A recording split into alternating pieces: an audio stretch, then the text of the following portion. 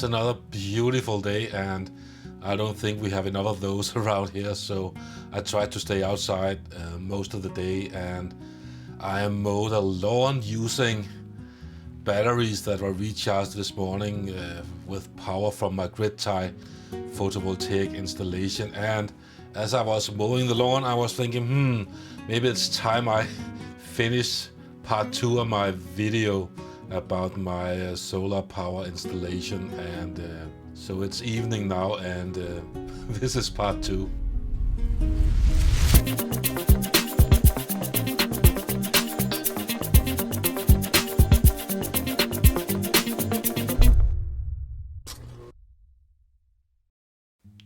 So this video is mostly going to cover some numbers and statistics. If you want to look at the physical installation, I suggest you take a look at the first video I made where I took a tour around the system. So today we are looking at some numbers mainly. I have 23 panels installed. Each are 240 watt panels with a power tolerance of plus 3%. That means that they can generate 240 watts, I suppose, but actually up to 3% more. So in total it's 5,520 watts, and with a 3% on top of that, if all of them could produce that, it would be 5,685 watts.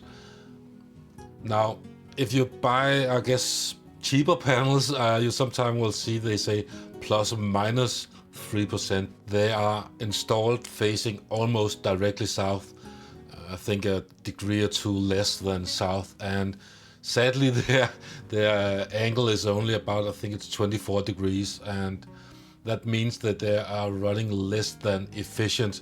It should be at least 30% to get the best efficiency from them. This is a number that the power company calculated when they delivered the panels of the offer for the installation to me.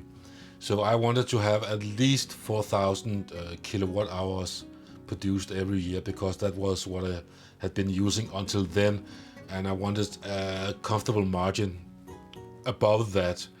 And they sized the installation for me, and then we took another look at it, and I got greedy and I just said, why not just install all the panels that can fit the roof anyway, so facing south at least. So that's what we did, and I ended up well, I haven't paid an electric bill in since I got the panels installed. In fact, I get a small check every year from the power company. So, but the money I get per kilowatt hour doesn't equal what the cost to produce a kilowatt hour if you look at the installation in a time span of 20 years, for example. So it's actually a better idea if I can use all the energy myself, and I do that by using a heat pump to heat up the house in the winter. Okay, so let's take a look at some numbers here. First, I'm going to show you the output per year, and the first year was the best, or rather the second year, the first full year, 5,700 kilowatt hours, and I never got up to that again. 5,400, well, you can read them right here, and so it seems like it had lost a bit of oomph after the first year, but after that it's sort of stabilized. So so that's actually more than I had hoped for. 5,000 would have been plenty, but well, we can always use electricity, can't we? Okay, so as I have mentioned earlier, I think I mentioned it earlier, I have recorded every minute since that summer in 2012 how the installation have been performing. I wrote a small script in Python to log into the web interface of the inverter and then pull out the data. And I think I have quite a bit of data collected so far. Let's take a look at that. Let's see how many we have so far. From... Okay, yeah. Just do this. Right, 2.5 million, I think, records so far. Quite a lot. I'm also logging data at night, and that might be sort of silly because nothing is going to happen. So I could have left out a lot of data that is useless anyway, I suppose. Certainly from after 9:30, 10 in the evening to 4 in the morning, I wouldn't have to collect any data. And the data I have been collecting so far looks like this. Let's see what types of data I've been collecting.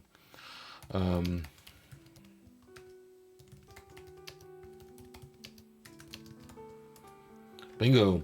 So yeah, it's a mix of different languages. So the data first, and then current watt. That is how many watts the inverter are putting out at that exact time. And this is, yeah, the first record. 1:30 in the night. Probably the day when I got it installed, actually. So, and then total kilowatt hours, that is the total of kilowatt hours produced since installation. How much in the day produced that day, and string volt and string current are from each string going from the photovoltaic panels to the inverter. How many volts and how many amps. So those are for all 3 strings, and I only use 2 strings. Let's take someone where there's some interesting to look at.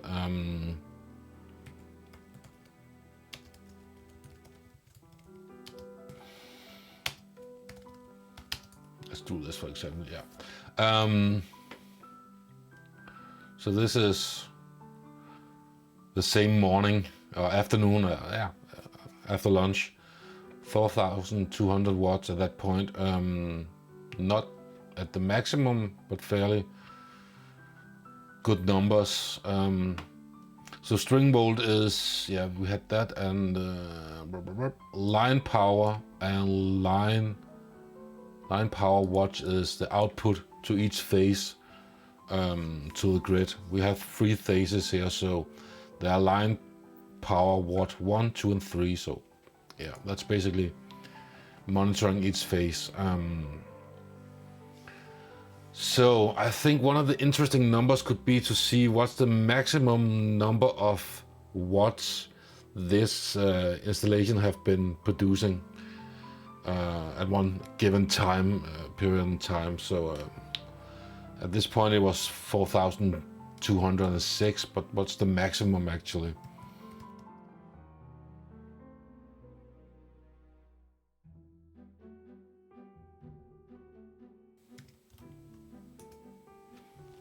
Yes, yeah, okay. Oh, 5,734 watts, and that's quite a lot because I have those 23 panels at 240 watts, and so that should be a maximum of 5,520 watts. And if we take the plus 2%, then that still shouldn't be more than 5,630 watts, I think. So in the year after the installation, it went above the specifications, and in 15 it's still almost, yeah, it still went above expected. And I'll take a few more here.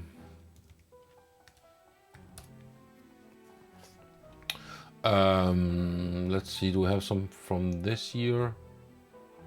Oh, interesting. So it's starting to not that high this year. We have from earlier this year, yeah, 55, 29.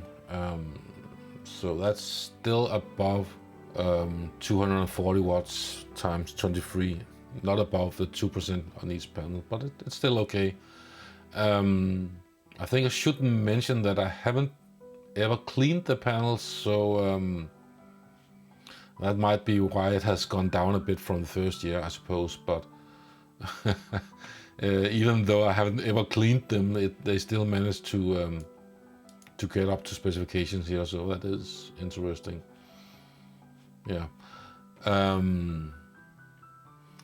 So I guess when we're taking the maximum, we could take the minimum, and that's of course 0 in the middle of the night.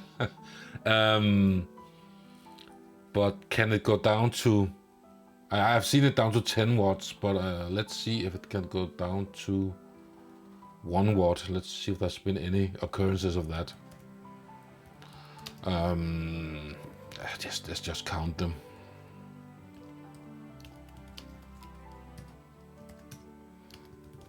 Let's see if there's been 1 watt. Equals 1. Yeah, 895 times where it actually provided power at 1 watt. That's that's not a lot to produce, but it's not all inverters can go down to only 1 before some shut off before they get all the way down there. So what else could be looking at? I'm guessing an interesting data could be the maximum production in 1 day. I'll have to think a little bit about that and then make an edit and cut in this video, because I'm not entirely sure how I do that. So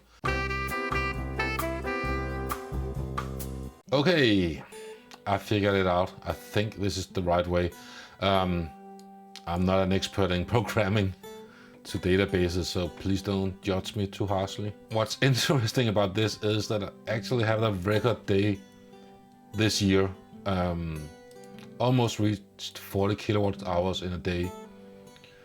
It's a bit shame I haven't reached 40. It's a nice number,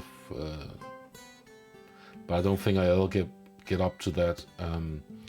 Let's take top 40 again. Talking about 40. What's interesting about these data, beyond just the daily kilowatt output or the maximum, is the time of year. And as you can see here, May is a good month, as well as June. And we have one here in July, another one here, and a few, but May and June are the most active month. And if you look at the predictions from different types of software to calculate the output of solar panels, at least around these parts, May is the best month. And perhaps if I'm clever in editing, I can overlay my average year on top of this image right now here, and show that it looks like May is usually a pretty good month for producing electricity. And that's because I'm thinking that we have fairly good weather and it's not too hot, because when the panels are getting too hot, they seems to lose some efficiency. And I have another graph showing what happens just before it becomes cloudy or perhaps even raining. If you notice, before it starts raining, the wind usually picks up, and that seems to help the panels cool down, and they get a boost in output. And then the clouds roll in and the rain comes, and of course the output falls to almost 0. And then the cloud clears and the output is fantastic with clean, cold photovoltaic panels. That's excellent output. And then it starts to dive a little and get down, not producing as much as the panels heat up. And I've seen that in my graphs a lot of times, and I've written a bit about it on my web page as well. So yeah, those are, I think, some of the basic numbers regarding the output of my installation. If you have any suggestions to what type of collection of data I should run, or crunching numbers, let me know. I'll see if I can do it. I'm not an expert in programming databases, but I think I'll be having some more fun with these numbers, or perhaps get back to this in a later video. So